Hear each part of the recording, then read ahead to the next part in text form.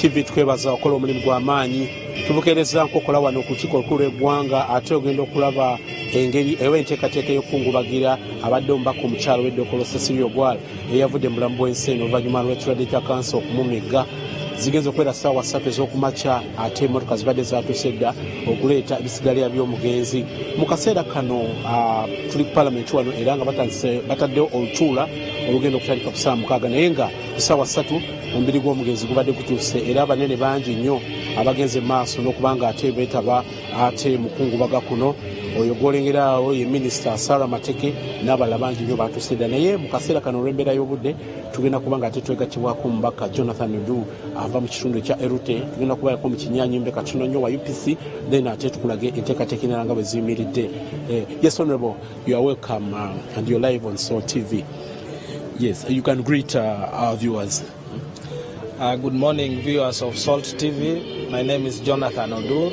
I represent Erute County South in Parliament on the ticket of Uganda People's Congress, UPC. When was your last moment with the late? The last close moment with the late was when we were paying special tribute to the late Honorable Joyce Mpanga here at Parliament in the House, where I closely interacted with the late Honorable Cecila Ogwal.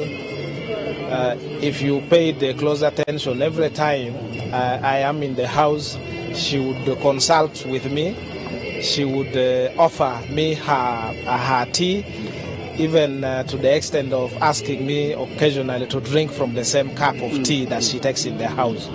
So on that day, she had desired to move an amendment to the motion paying tribute, and she came to me with the written amendment and said that I know that you always help me on legal matters.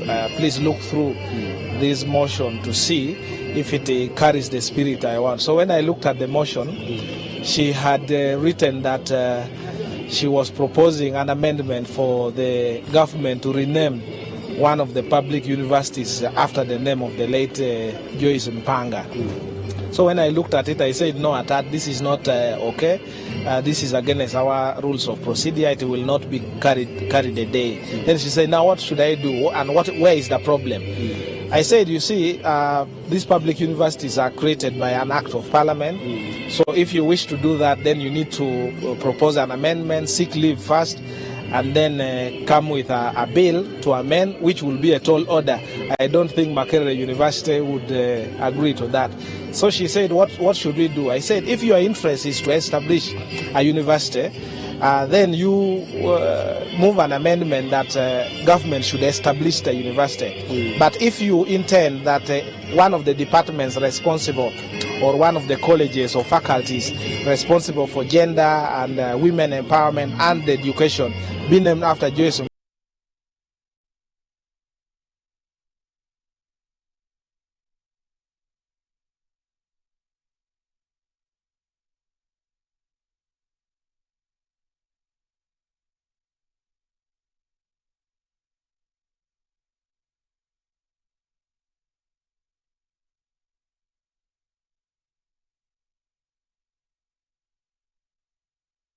strong. So it leaves us as a nation, as the people of Lango, with a very huge gap to fill. But I trust that she did a good job in mentoring many of us. Her records are clear in the House. So anyone who wants to rise up to the level she had reached, it is possible. If you are principled, if you are honest, if you are truthful, and if you are humble enough to learn, I think we can still scale that height. How would you describe her personality? Because to some of the viewers, it was difficult to tell which party she was coming from. If you compare the way she has been running her politics with the current trend whereby people are now moving with party colors, how do you rate her? I think politics is a journey of learning. And the longer you stay in it, the more you become tolerant, the more you create more friends across the like say how you get several who are on the side of NRM who are in the opposition. And when election time comes, we also have this habit of crisscrossing around. Had been experienced enough from the 1980s when she started her political career, and she found it difficult to actually, on one side, fighting at individual level personalities that are on the other side. For her, she believed in ideological conversations. You can disagree, you can make proposals, but based on principles that are well set, either following our rules of procedure or following that the articles in the Constitution or the precedences that have been set. And her participation at the Pan-African Parliament, for example, elevated her.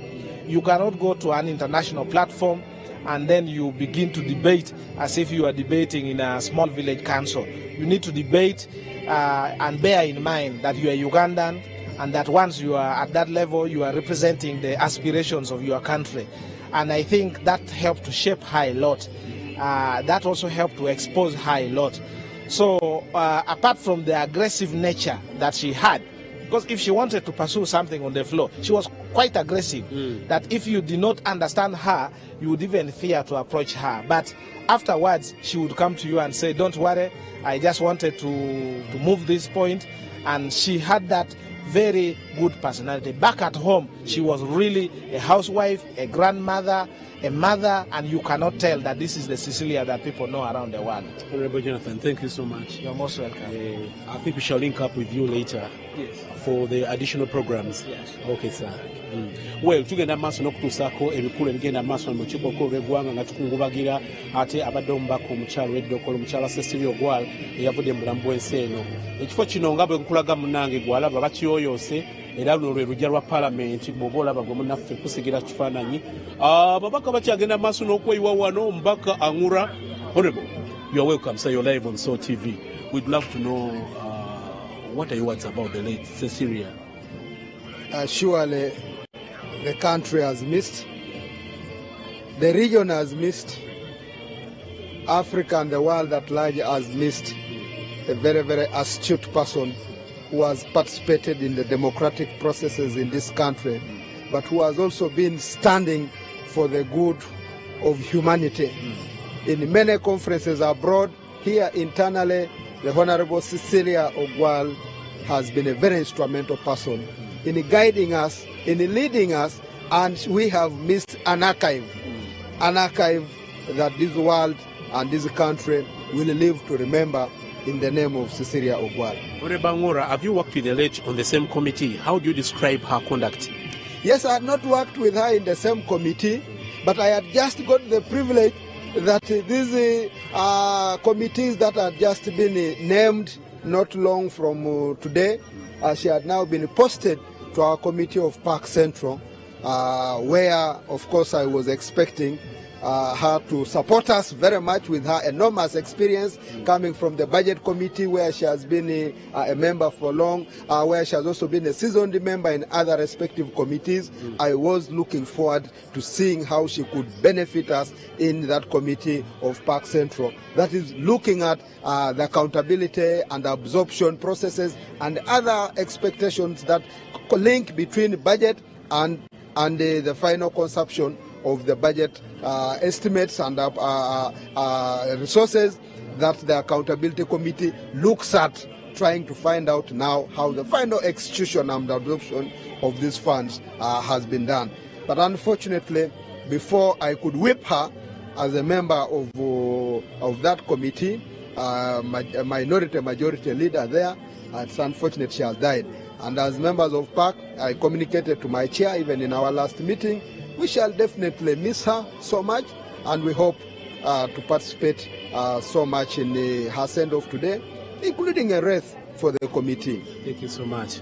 Yes, Mbaka Frederick Angura okuva Tororo babadde batula ne kakiiko kana akapya ka Public Accounts Committee Central kabadde akakakyusibwa okukulembezebwako nga Mwanga Kivumbi akatwala okuva ku mukulu Medad Segona. Tugenda maaso ngenda maaso n'okujjukiza tuli ku Parliament, tukyagenda maaso n'okulaba okungubaga mu butongole okwa abadde omubaka omukyalo w'eddokolo omukyala Cecila Ogwal yavudde mu bulamu bw'ensi eno oluvannyuma lw'ekirwadde kya kansa okumumalako omukwa gwassa. Mbaka w'e Nakasongola Noah Mutebi Wanzala naye yatuuse dda wano era y'omu ku tugenda okubanga twogeranyako nabo. Honorable sokubuze ku bantu naddala bina Kasongola. Bannayuganda bannaffe mwenna abatulaba era abatuuliza ku Salt FM nsanyusa okubeera wano. Abantu b'e Nakasongola muli b'amaanyi kubanga mwe mundeeta wano. Kyamutaawaana nnyo okulabika nga Oweekitiibwa Cecila Ogwal Honorable yatuva ku maaso ebbanga eriyise ate nga tetwategeerako na kulwalako. Naye kyesinza obuterabira mu byonna byakoze eggwanga alikoledde omulimu. Bw'olaba abantu abaasooka okujja ku palamenti wano mu myaka nga gya 96 y'omu ku abo ababaddewo. Era Cecila Ogwal abadde ng'ayimuka okwogera palamenti yonna ng'esirika neewuliriza kubanga abadde institutional memory nga bw'oyinza okwogera mu kigambo eky'Olungereza. Buli muntu yenna nga muliza abadde experience eze palamenti ezize zibeerawo za ngeri nnyingi. Y'omu ku baakola constitution ya Uganda eya 95 ekyo toyinza kibuusa maaso. Naye mu ngeri y'enjawulo ebbanga eryasigaddeyo ng'ali kumpi okugenda mu weeks 2 ezasembyeyo yakoze statement eno gyesinza kwerabira. Twade twogera ku nguudo n'ayimira n'agamba yes mwogedde ku nguudo eza oil era mwebale. Naye ffe waffe ng'Erango sub-region twalimanga pamba era twategereka nnyo ng'abalimi ba pamba. Era twagala okulaba ku nguudo ze bayita cotton roads. Ekyo siyinza kukyerabira. Era bwe yali yakamala okukyogera n'Oweekitiibwa Mpuuga n'ayimuka n'agamba naffe twalimange mwanyi naye tetunnaba kulaba enguudo ze bayita coffee roads. Kaakati naffe abalina ennyanja ndoza twali tunaatera okujja tubagambye ti ate ze bayita fish roads. Naye mu ngeri y'enjawulo Cecila Ogwal akoledde eggwanga lino, akoze omulimu omulungi, tumwebaza era twagala kusiima nnyo emirimu gye, twagala kusaasira ennyo abantu b'eddokolo ne Lango sub-region okutwalira wamu. Enza tuyanzege ye mbaka Wanzala Noah ate okuva e Nakasongola. Tukyagenda maaso n'okutuusako Okukungubagira okutongole wano okwa mukyala Cecila Ogwal. Mu kaseera kano waliwo omubaka ab'ekibuga gwe bayita Haji Mutumba agenda okubako n'ebyatugamba ku mugenzi. Naye nga bwe nkulaga gwe munnaffe alaba ekifo kino gye bayita decent send off kyonna kiyoyootebwa. Bw'otuuka bw'otuwengirira wonna wajjudde ebimuli era nga bw'oyingira munda wali nga betukulaze olutuusiza enjole y'omugenzi ate ne bayiwa ebimuli. Ndoza engeri y'okungubagamu. Mubaka Honorable Sibonga kitalo nnyo. Kitalo ddala ekyokufiirwa maama waffe, maama w'eggwanga lino, omukiise wa Dokolo District omukadde Cecila Ogwal. Honorable sooka onnyonnyole ku bantu ne constituency gy'okiikirira. Erinnya Mutumba Abudulu, memba wa palamenti akiikirira ekitundu kya Kiboga West. Bannayuganda bannange naye okusingira ddala abantu okuva mu Lango sub-region kitalo nnyo okubeera nga tufiiriddwa memba wa palamenti embagubagu, omukyalo omukulu abadde n'obumanyirivu obw'amaanyi kuviira ddala eri myaka gya 90 nga memba wa palamenti era yakola ne constitution ya Uganda. So tufiiriddwa nnyo omukyalo ono abadde bamulaba ku TV era nga n'okumuwuliriza bamuwuliriza abadde mukyala w'amaanyi nga muteesa w'amaanyi era ffe ng'abakayingira palamenti bannabyabufuzi abato tubadde tumuyigirako ebintu biki bingi. Wadde okuva emabega yonna yalinga memba mu kibiina kya UPC nga yekadi kwajjira tekyamulemesanga tekyamuloberanga kolagana ate na kibiina kiri mu gavumenti nga NRM n'abakulembeze abalala. Ajjukirwa nnyo mu biseera by'olutalo lwa Koni mu Northern Region nga asaba gavumenti eteeseganye ne Koni erekeraawo ebyokulwana wasobole okudda emirembe. Era ekiteeso kye yakiremerako okumala ebbanga lyonna paka omukulembeze w'eggwanga wamu ne gavumenti bwe baasalawo ne bagamba katuteekewo olukiiko olwali lukulirwa Oweekitiibwa Betty Bigombe nga ne Cecila Ogwal kwali bateeseganya ne Koni paka olutalo luno ne lukola ki. So abadde muntu mukozi wa mirembe era ng'ayagala emirembe era alina ettafaali ddene nnyo lyagase ku nkulaakulana yaki ya Uganda n'okuleeta emirembe mu ggwanga. Tusaasira omukulembeze w'eggwanga, tusaasira sipiika, tusaasira bamembazi ba famire nebba mwami Ogwal olw'okugendwako omukyala. Mukama omwoyo gwaguwumuza emirembe.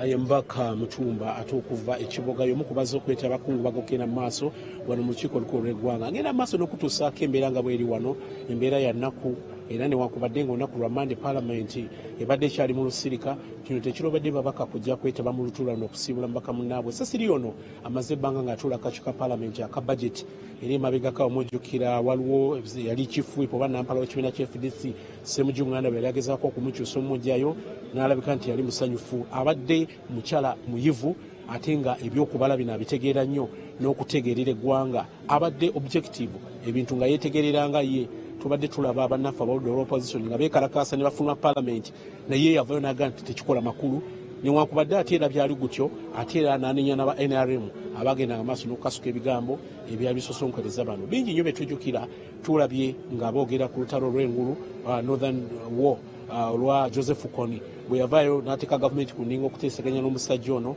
okutuusa olutalo luno bwe lwaggwawo. Cecila ono era abadde atula akakiiko akakwasa empisa giyite disciplinary committee era nga beomu kubadde bagenda maaso n'okukwasa ensonga z'omukulu zaake. Mu kaseera kano ate negativwako omubaka Alex Ruhunda okuva Fort Portal municipality. Honorable twogere ki tuntwala mu lweka. Basically, Honorable, first greet our viewers.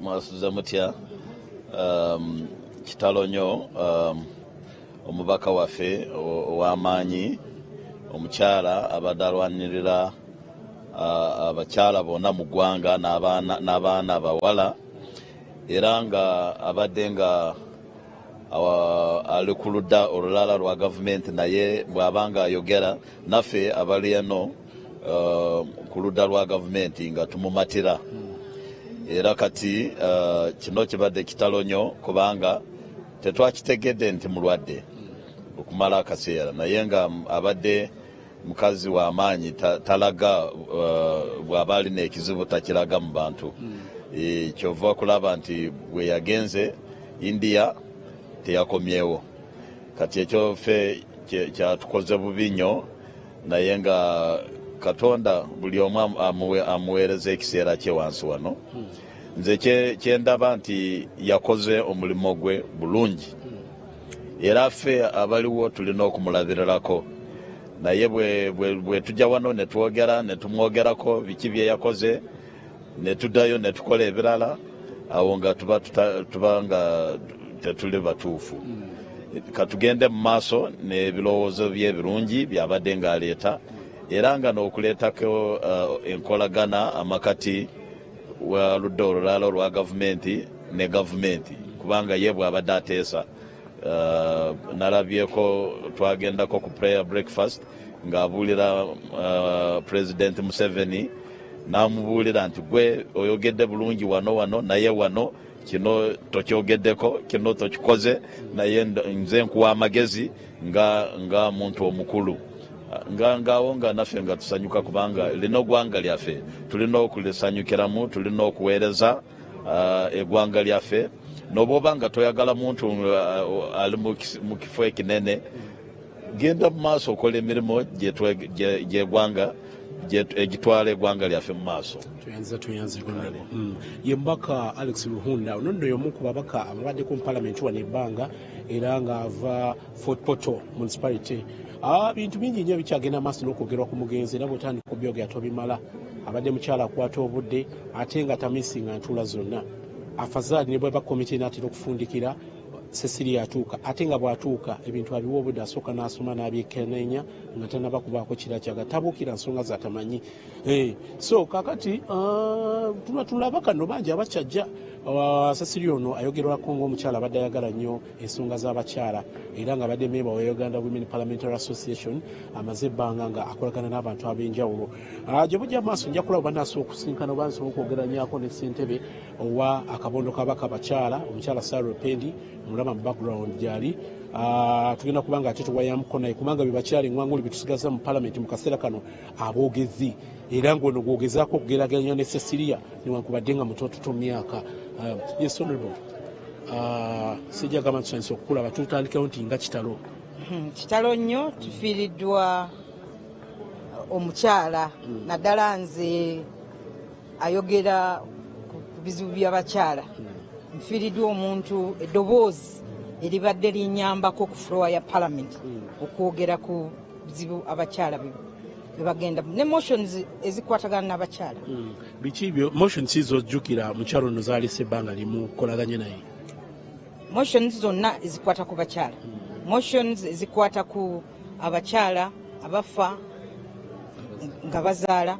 Motions ekwata ku bakyala bafuna embuto nga bakyali bato. Motions ey'okulaba bwe twamala COVID abaana abawala bangi nnyo bafuna embuto ne bava ku ssomero So tubadde ne motion eyo gye twaleeta nga tusaba gavumenti esobole okuyamba abaana bano ekisooka okubawa skills kubanga si bonna nti basobola kuddayo okusomera ebayigirize ku bye basobola okukola nga bakozesa mikono gyabwe skilling the girl child era yasaba bwe twadebatinga yasaba gavumenti okukola statistics tufune statistics embalirira namba ki gye twogerako kyo kikulu nnyo eyamba nnyo ku planning oba oyina statistics ennungi so tufiiriddwa omuntu abadde muntu wa mazima Honorable Cecila Ogwal abadde ayogera nnyo amazima ekintu nga bwe kiri bwakireeta ekirala abadde alwanyisa nnyo enguzi ng'ayogera nnyo ku by'enguzi naye wabula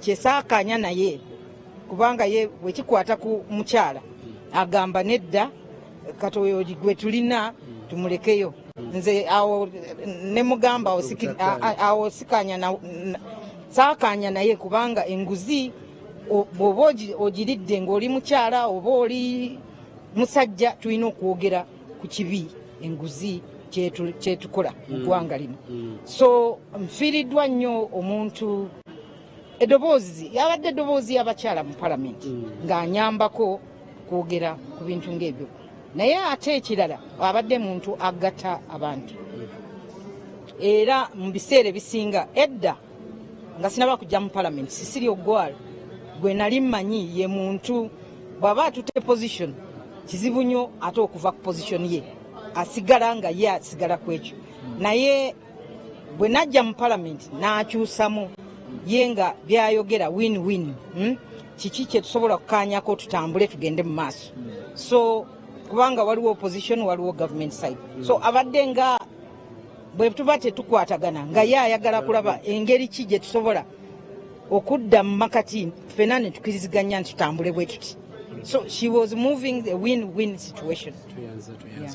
Okay, thank you. Ono ye ssentebe ekibiina ekigatta abaka abakyala mukyala Sarah Opendi agende ku motions oba ebiteeso omugenzi byaleese tujjukira abaana bafuna embuto mu biseera bya covid baali bangi tetwakumaawo ate ne tulaba ne abaana bafa nga bazaala bingi nnyo mu kaseera kano twegattiddwako omubaka owa East Africa omukulu Seranda mukyalo ono yes honorable oli live ku Soul TV nga kitalo nnyo Uganda evividdwako ate omuntu omulala oyinza okugamba nti wansa alina obumanyirivu ate ayagala multi-party dispensation. Ffe nga Democratic Party tujjukira Honorable Cecila Ogwal most especially mu 1996 ng'abantu bonna twava mu fallout eyali eya coalition ya UPC ne KY ne tugenda wano mu kinaana Semogerera Luzinza Kalulu kwegamba nga buli muntu tayagala kuwulira kigambo kye bayita UPC. Cecila Ogwal akulaga nti Uganda esobola okudda obujja, Uganda esobola okulikonsayiringa, ajja yeetaba ne Semogerere wamu n'amobilizinga UPC yonna ne tubaira n'omupiira okulaga nti tusobola okuba wamu, n'atambula ne DP ne Dr. Kawanga Uganda yonna n'amukampeyingira nga kwegamba ng'oyinza okulowooza ye running mate wa Semogerere yalaga ensi nti tusobola okuba okwawukana naye ensi esobola okudda obujja ne tambulira wamu. Wabadde ayimuka okwogera mu palamenti ng'enjuyi zombi zimuwuliriza kubanga baba bamanyi ayina kyagamba, ayina ensa, ayagaza Uganda. Era tumujjukira mu mwaka gwa 2024-2025 we yakola ennyo naddala ng'alwanirira multi-party dispensation yegatta n'awagira omusango gwa Dr. Paul Kawanga Semogerere Zakalulu ne Roina Kafiire DP gwe yali etaddeyo okulwanirira okuzzaawo multi-party dispensation. So omukyalo ono agendedde mu kaseera nga Uganda eri mu katyabaga, okwekyawa kungi, malisi mungi, hatred mungi, omuntu ne waafuna ekizibu Munnayuganda mu kifo okutwitinga oba okuwandika ng'amusaasira awandika abalaata ng'asanyuka busanyusi. Cecilia agendedde mu kaseera Uganda kemwetaagira okuyamba reconciliation, okuyamba national unity, okuyamba okuvuganya okugenda mu transition. Ate ayina kye tumuyugirako nti omuntu ne bw'afa ne woba oyina gw'ovuganya nga tokkirizaganya nga ate takizaganya na Mwai Museveni, wabeerawo akaseera k'okutuula, wabeerawo akaseera k'okukolagana. Obadde omusanga ne Mwai Museveni ng'ayimuka n'amubuuza ebibuuzo mu lwatu nga tatidde. So kikulaga nti tufiiriddwa omuntu omulungi, omuntu Uganda gwe badde ina okulabirako naddala mu kaseera ke tulimu ak'abantu okudda obumu okutoboza okutereeza Uganda gye tugenda maaso. Finally wano ku Parliament ofiiriddwa mentor, ofiiriddwa obadde olaba nga ababaka bwe bajja bapya semina zonna ezibaawo y'omu ku bo ababadde bayimuka okutandika okuzoogereramu kumentalinga ababaka okubawo ekyokukola ne guidance nawo we tulaga. Njagala nga muna DP okusaasira Acholi sub-region, rather Lango sub-region, okusaasira Right Honorable Speaker wa Parliament ya Uganda, okusaasira Uganda n'okusaasira wamu ensi yaffe olw'okuviibwako omuntu bw'ati n'ekibiina kye FDC. Abanene bakyajja oyo Ssaabalamuzi atuyitako mu kaseera kano okuza okwetaba ate mukungubaga okugenda mu maaso olw'okubiriisa evvannyuma ku mbiri gw'abadde omubaka w'eddokolo mukyala Cecila Ogwal. Okusinziira ku nteekateeka efulumiziddwa omukulembeze w'eggwanga agenda kubanga obubaka olubu lw'ebigere wano era y'omu ku bagenda okwetaba mu kukungubaga okugenda okubeerawo akawungeezi ak'olwaleero ombiri gw'omugenzi gugenda kubanga gusula wano ate ababaka bagenda okusula nga bakungubaze gye bayita state barrio ng'eno eyoba mukulembeze wa ggwanga ng'era alina ensonga lwaki emwewe. Okusinziira ku ssemateeka Ssaabalamuzi, President, Vice President ne Deputy Speaker be balina okuweebwa state barrio era ng'eno eweebwa mukulembeze wa ssemateeka. Omuntu omulala yenna gwe baba bagiwadde bagimuwa nga mukulembeze w'eggwanga yasiimye. Mu ebyo ebimu bukuumi bwaka okuziikibwa emizinga gikubwa ate era ne budget yonna etekingibwa over ki gavumenti yebe gitutte. Kakati guno omukolo gwavudde ku kibiina kya mukyala Cecila FDC ate ne guva ne ku Parliament bwe gumala ate kati state oba gavumenti yegututte n'olwekyo gye bayita state barrio eweerebbwa omukyala Cecila Ogwal. Ababaka bangi bakyajja okwetaba musaba kuno. Yes, Honorable. How is that? Tuli live ku SOT TV sukubuze ku bantu n'amanya ne constituency. Kamukama Benjamin MP wa Ruhama East Ntungamo District. Buganda. Nga kitalo nnyo. Kitalo nnyo kya mukwano gwaffe Honorable Cecila Ogwal, Senior Member of Parliament. Abadde atuyigiriza bingi mu Parliament mu kukiika buli kimu amazemu ebbanga eriwera buli kimu abadde akitegeera naye obulamu bwe butyo Katonda yasalamu tulina kyakukola tuze kumukungubagira n'okumusiibula. Bigambo ki ebyasembe byojjukira mu either mwali mu committee oba mwali ku floor ya Parliament byosinga okujjukira omukyalo ono ebimuvuddemu? Twaliko ku floor ya Parliament nga tukungubagira omugenzi Joyce Mpanga n'awaayo speech ye yayogera nnyo ku mugenzi Joyce Mpanga birungi bye yakolera eggwanga lino emu naali sibimanyi naye naali simanyi nti mu tiimu eyo eya Joyce Mpanga naye yali alimu nga bakiikirira Africa be bakyala baavaayo nnyo okulaba nti omukyala ekitiibwa ky'omukyala mu Africa ne Uganda kyagendako waggulu. So abadde mukyala atali antama ayogera mazima ne President amubuulira amuwabula. So kyekirungi ekimbadde mwagalako naye mu speech ekyo yayogera nnyo ebirungi ebyali ku Joyce Mpanga nali simanyi nti amusiibula naye ate ng'ali kumpa okugenda. Tujja kuddamu nate ng'emikolo gigenda mu maaso.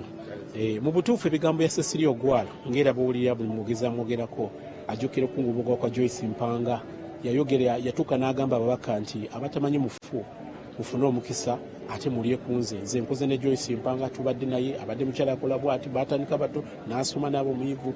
Ebigambo ebyo byasigala ku mitima gy'abantu. Kino ffenna kituwa okusoomooza ku ngeri gye tweyisaamu ne bannaffe be tuwangala nabo nti baba balaba buli kiba kigenda mu maaso. Oyinza okulowooza nti ensi eba teraba naye ate ensi esiima akola obulungi, ensi buli muntu emusiima okusinziira ku byaba akoze. Omukolo guno tukyagenda maaso n'okukulaga gwe munnaffe alaba ate okungubaga okutongole ababaka bakyagenda maaso n'okweyiwa wano omubaka oyo gwenengera nduze mukyala okuva Elira agenza okujja okungubaga kuno nga bwe tugenda maaso n'okusigira ebifaananyi gwalaba SOT TV mu kaseera kano ku kukungubaga okukulu okugenda maaso. Yes, Honorable. Oh, very sad. Sorry for your loss. Thank you so much. We are live on SOT TV. Honorable, first introduce yourself and the constituency. Yeah, thank you so much. I am called Awuma Linda Agnes, the woman member of parliament for Lira and the Lawn Parliamentary Group Publicity. In the Parliament of Uganda, I am the publicity of WOPA and the deputy chair for the Committee on Agriculture. Honorable, what are some of your last moments that you had with the late before she passed on? Yeah, my last moment was around December, where she saw me and she came to me and asked me, Linda, are you pregnant? I said no. I want you to work. Don't conceive at the moment. I said, Mama, I'm not going to do that because this is the time to work for the people.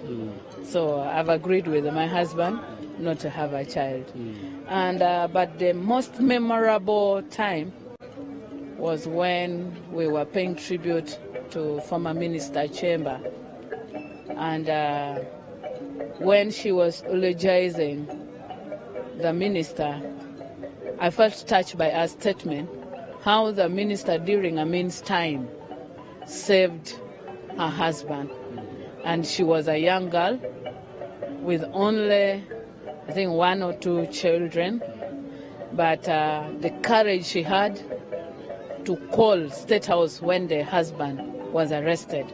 And imagine a young girl in her 20s by then having the courage to call the president, which was Idi Amin, to lodge her complaint and demand for her husband, which by then, I think Honorable Minister, the late Chamber, was the PPS.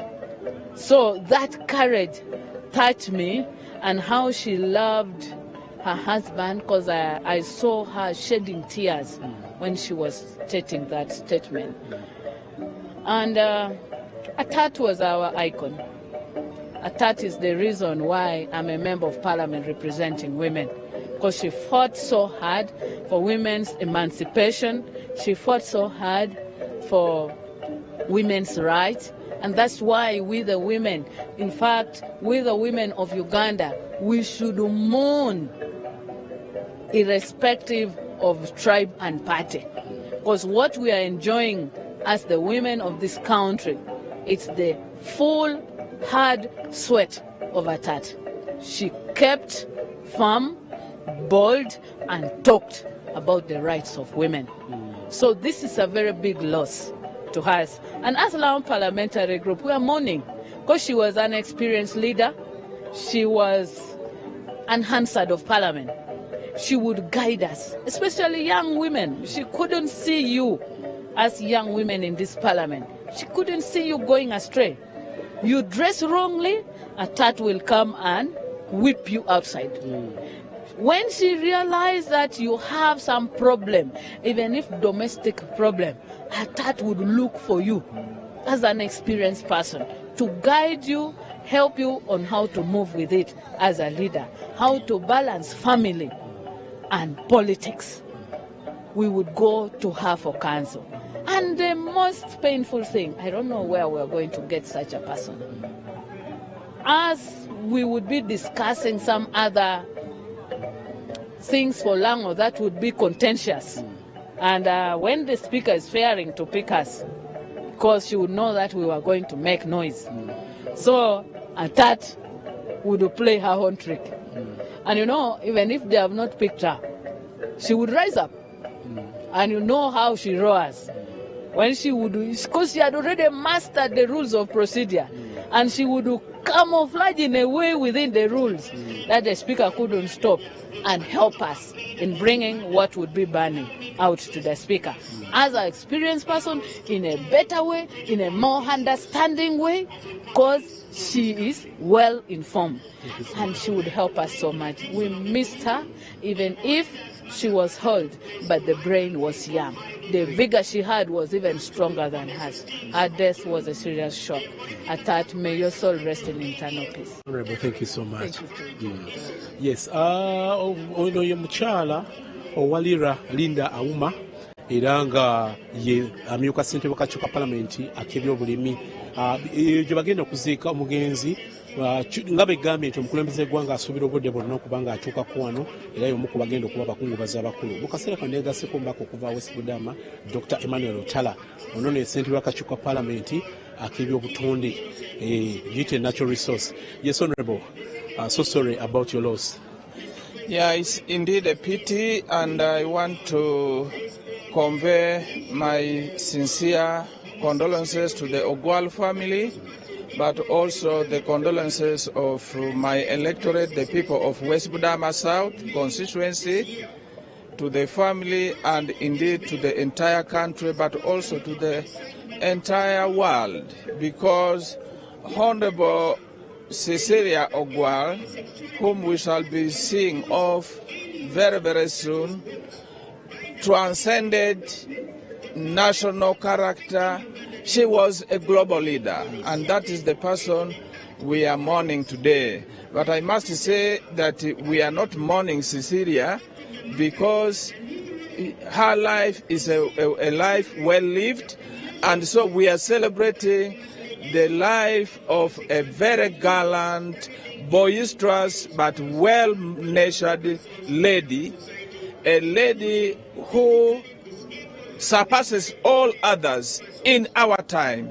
I think there is no other politician, lady politician, whose voice has been louder than that of the Honorable Cecila Ogwal. She spoke it all. She spoke it all. Name it from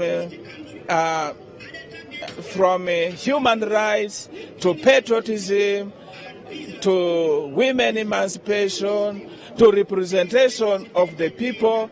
She epitomized a true leader of this country. So this is the person we are losing, but most importantly, one wonders how she could be so vocal here when it comes to politics, but well-natured when she went back home. From what the widower says, that she was a very humble lady when it came to domestic affairs. You really wonder. Her voice was ever loudest here in the political arena, but when when she went home, it was a different matter. She was a humble housewife, ready to serve her husband and to listen and to take care of her children and all those she adopted. So really, Honorable Ogwal cared for others. I remember very recently when the opposition people walked out of parliament, she decided to remain. For her, she said, no, I am an elected leader. I represent those who cannot talk for themselves in this parliament, and so it's out of order for me to walk out. The arena for debate is in the house, in the chambers. So when you walk out of the chambers, you are actually losing. You are doing a disservice to the people who elected you. And despite being an opposition leader, she decided to stay in the house. And after that session, which was about 3 weeks ago, I remember we came out with her and stood there. And she asked me, how is my son? She called me my son, and that is how she always refers to us, the younger ones. My son, how is my daughter? And she was basically referring to my wife, who is one of her co-founders of FDC, and I told her she's now a full-time housewife. And she was so displeased that she said, I don't like the way the president treats young ladies. You cannot give someone an appointment for 3 years and immediately again you drop her. So Honorable Ogwal minded about others. She is someone who was a consultant, a political consultant for us here in the parliament. She was extremely knowledgeable. You would take her to any sector of governance and she would be up to the task. And all of us always consulted with her. Whenever there was a stalemate in the house, she gave the house direction.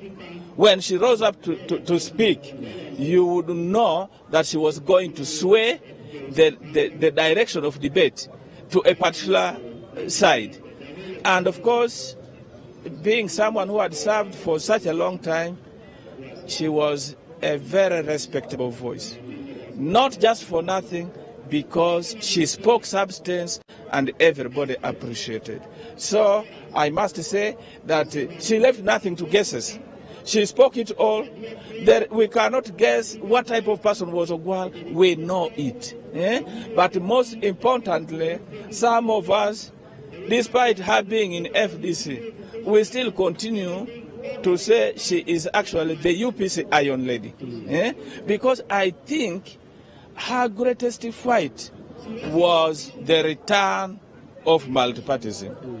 And that was when she was the Deputy Secretary General of UPC and actually the de facto leader of UPC. So she championed the return to multipartyism. She championed women emancipation. Even when you hear people talking about Ogwal declining the position of a vice president, we cannot tell it because she is the only one, perhaps maybe together with her husband and the appointing authority, who can tell us whether she was actually ever appointed a vice president and she declined. But what I can truly tell you is that she was not an optimist. Extremely principled, and she stood for those principles.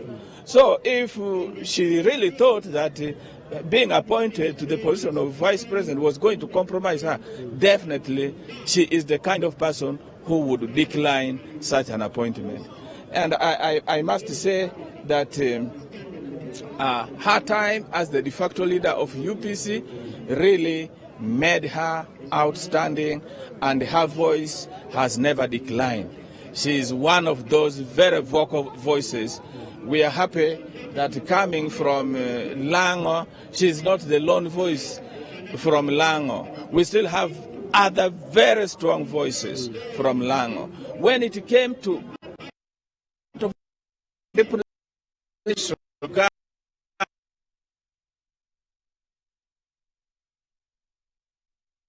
she buried those differences, party differences, and she would do it to campaign for was it African Union Secretary General when the country fronted Kazibwe. She was there. She trotted the whole of Africa campaigning for our candidate. And so that is the person. She transcended party differences. She propelled women. She supported women. When she met with the president in the state lodge in Otuke, she said, Mr. President, you should have started by talking the good things that you've done to the women. You've finally appointed the first woman prime minister. That is a positive on your side, but you have kept quiet. So even when she could do better than some of the people appointed, she still supported them and did her duty of mentorship. And this is the great person that we are, whose life we are celebrating. Thank you so much. Thank you. Thank you so much. Yes, so yo amita Dr. Emmanuel Rutala. Ate onono abaddeko minister mukaseera kano yesenge wakakyuka palamenti ak'obutonde bwe batuuka okwogera ku Cecilia teriyagala kumala lwezo olaba omuzindaalo ngubajjako ku mpaka okusinziira ku nteekateeka eriwo omubiri guli wano bwe gunaava wano gugenda kusula nekiro ky'olwaleero bwe bagenda okubaganyako ebirowoozo giyite paying last respect era nga prime minister agenda okuleeta ekiteeso ekyo ate ayogerweko bwe tunaava wano ate tugenda kuba tugenda ebigolo gye bagenda omukungubagira waliwo otuula otegekeddwa lugenda okubeera eddokolo ate azikwe ku lw'omukaaga eriira mu kaseera kano bamuyite mukwano gwange oba mubaka honorable gye balisebu nga kitalo nnyo kakati sooka obuze ku bantu bamanye ne constituency gy'ova. Thank you so much. My name is Wakoli Godfrey and I represent the people of Tilu County in Manafa. Manafa is in Bugi sub-region. It is really sad to us as members of parliament, especially us who sit in the 11th parliament, and more so for us members of parliament who are below the age of 40. Because we have lost a person who has been a mentor, a mother, but also an accomplished business lady. And I think it is bad to us, especially who joined the 11th Parliament, because right from the time of the late Speaker, we have been losing very brilliant brains. This is a lady who has committed especially to the plight and the rights of the girl child. And for me, as a parent who has about 4 daughters or 5 daughters, I am really saddened because this is a very huge loss. She has been a very good lady. She has been in opposition, but she has been sounding us out. She has been objective. She has been a person who was committed to the cause of a girl child.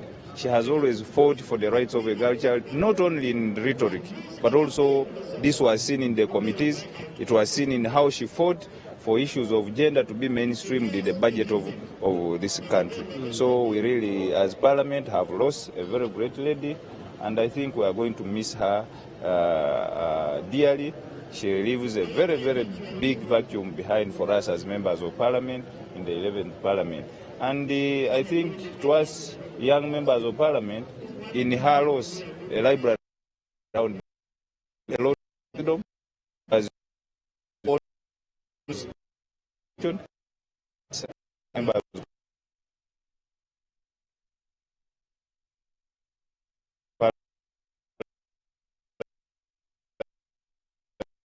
we have. Nange era afiiriddwa okulaba ndi munakuwavu nnyo nnyo naye byebyo onalo bono n'olwali bannaayi naye kaakati ayina abatitabe nti abadde live naye nga byebyo embeera bwetyo bweri wano gwolabye akatuyitako wano yali ye muwabuzi wa pulezidenti ku nsonga ez'ekikugu Dr. Rakana Rugunda ono nno mu kaseera kano ye muwabuzi yali former Nabbanja gwe yaddira mu kigere prime minister naye nga mu kaseera kano y'omu ku bazze okwetaba ate ku lutuula luno okujjukizaako ku ebyo ebigenda mu maaso Cecila ono ayinza okuba nga mubaka wakuna mu mwaka guno abafudde mu ngeri y'entiisa tujjukire mabegakaawo omubaka Patrick Okabe yali ava esserere bwe yafiira mu kabenje k'emmotoka yamutugga ku luguudo lw'ejjinja ate twava ntula mubaka Sam Engora era yali minister wa defense yakubwa amasasi bwe tunatunamu awo waliwo omubaka gwe bayitanga Gordon Alinda ono yafa kirwadde kya covid naye ate ali mu palamenti eri eyaggwa ne wabeerawo omubaka eyava ekazo gwe baakuba ne bamuggyako oyo naye yafiira mu kabenje so embeera bwetyo bweri mbeera ya nnaku yakagwa nga ate bantu genda maaso nakujja kwetaba mukungubaga kuno okugenze maaso okusinziira ku nteekateeka nga bwegenze maaso n'egikusomeramu tusuubira omulambo okusula wano era gye bayita laying in state byebimu ku bitiibwa biweerebbwa omugenzi tenti eno gy'olaba bwe wagenda okuba ate emikolo egisinga obungi gwe munnaffe ng'alaba era nga abantu ab'enjawulo abaliwo tujja kujja tulabe ng'okusigira ku kifaananyi ebivuga ebya bannaffe bano abalango nebigenda okuba nga ate bigenda mu kubeesabeesa abantu abagenda okuba nga ate bagenda okusula wano okujjukira ebirungi omugenzi Cecila Ogwal byakoze kwaya yatuuse egenda okuba nga ate ebeesabeesa abantu bwe munnaffe ng'alaba mu kaseera kano alaba so TV emu ku kwaya abagenda maaso n'okuba nga batubeesabeesa ku mbeera nga bwegenda okuba nga etambula nga bwe tugenda maaso n'okusigira ku kifaananyi gwe alaba so TV mu kaseera kano wano we tuli. Yes brother, how are you doing? I'm okay. Tell us your names and where you're coming from. Ambrose Ayo. Yeah. We are Low Joint Choir. Yeah. Can you give us just a sample? We'd love to know. I just want to say we are celebrating the role played by our own Ugandan theatre in the legislature. They did a lot. Because she was not so much a nice Thank you so much. Now this one is called what? Adungu or? This is Adungu. Yeah. How is it different from this one? They bring different sounds. Yeah. How long have you been playing this kind of music? Actually, I've taken long. Yeah, I've taken long. Okay. Yeah. Thank you so much. Yes, twagenda maaso n'okulaga embeera nga bweri wano gwe munnaffe alaba Okukungubaga bwe kugenda maaso mu lukiiko olukulu lw'eggwanga nga tukusigira ekifaananyi gwe munnaffe alaba wano ku Salt TV nga abakungubazi bakyagenda maaso n'okweyiwa mu kifo kino ate okusigira ekifaananyi nga bw'olaba bwe bityo tulabise nga tetugenda kubanga tusooka tugenda kuddayo mu studio ate tulabe munnaffe Apollo eyatudde edda naye nga bwe nkusigidde ekifaananyi embeera bwetyo bweri mu palamenti yatinye Kagobe kwenyamira nnaku njerere ku saa 6 tugenda kubanga ate tubatuusaako olutuula lwennyini olunaku olwaleero olugenda okubanga ate palamenti esiima ebirungi omugenzi byakoze n'ebirala ebikira ku ebyo. Olweggulo omukulembeze gw'eggwanga agenda kubanga atwegattako mukungubaga okugenda okubeerawo olwaleero, era ng'ebimu ku ebyo ebigenda okubeerawo omulambo ogenda kusula wano gye bayita laying state, ate oluvannyuma emikolo emirala gigende mu maaso. Olunaku olw'enkya gugenda bugolooba mu maka gaago gye bagenda okuyako ebisa evvannyuma. Olunaku olwokuna bateeseteese olutuulwa olw'enjawulo olugenda okuteekebwa Idokolo headquarters, district headquarters gye bagenda okusiibira emirimu gy'omugenzi. Bwe tunaava eyo ate ku lunaku olwokutaano abenga atwalibwa erira, yakkiriza agende bamuziika erira kubanga ge maka oba baawe gy'ava. Bwe bityo bigenze maaso olunaku olwaleero. Kujjako kugamba obugambi nti ffe tusigadde tukyagenda maaso n'obaweereza, ate katugende tukole ku nsonga endala. Mbadde ne Eric Sebalamu, nze Grace Segirinya wano ku lukiiko olukulu lw'eggwanga, mugende maaso n'okunyumirwa empeereza yawe.